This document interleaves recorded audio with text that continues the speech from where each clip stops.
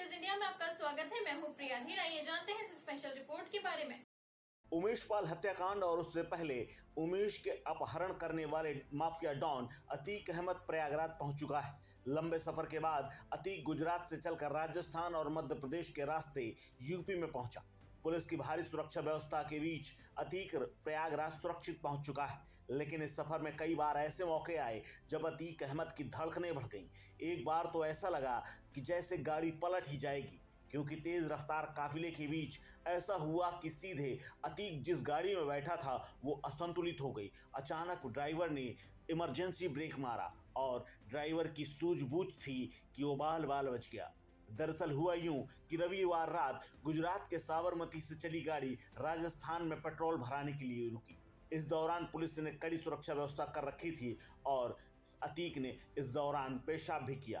रात भर राजस्थान में गाड़ी दौड़ती रही और सुबह मध्य प्रदेश के सीमा पर पहुंची। शिवपुरी में प्रवेश करते ही गाड़ी यूपी के झांसी पहुंची, जहां से आगे का सफर तय हुआ। लेकिन इसी बीच एक वाकया ऐसा हुआ जिससे सभी की कुछ देर के लिए सांसें थमी सी रह गईं। जिस गाड़ी में अतीक बैठा हुआ था उसके ड्राइवर ने इमरजेंसी ब्रेक लगा दिया और पीछे चल रही गाड़ियां अचानक लहरा गईं।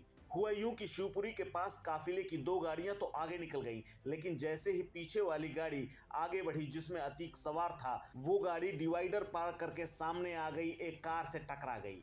गाय को इतनी तेज टक्कर लगी कि उसकी सड़क पर ही गिरते ही मौत हो गई।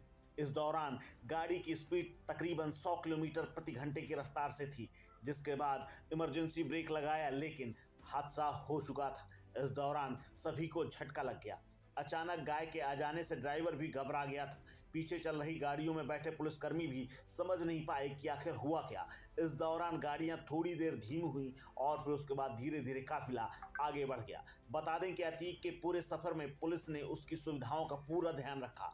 जहां पर जरूरत पड़ी उसके लिए गाड़ियों को रोका गया। कई बार अतीक ने इस दौरान पेशाब करने की इजाजत मांगी तो हाईवे में ही गाड़ियों का काफिला रोक दिया गया। इस पूरे सफर के पहले ही अतीक अहमद ने अपनी जान के खतरा बताया था।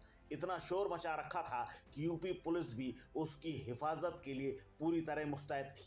पूरी हिफाजत के साथ उसे प्रयागराज तक पहुंचाने की इस मुहिम में वो कामयाब भी रही। दूसरी ओर अतीक के घर वाले लगातार उसके एनकाउंटर की आशंका जता रहे थे।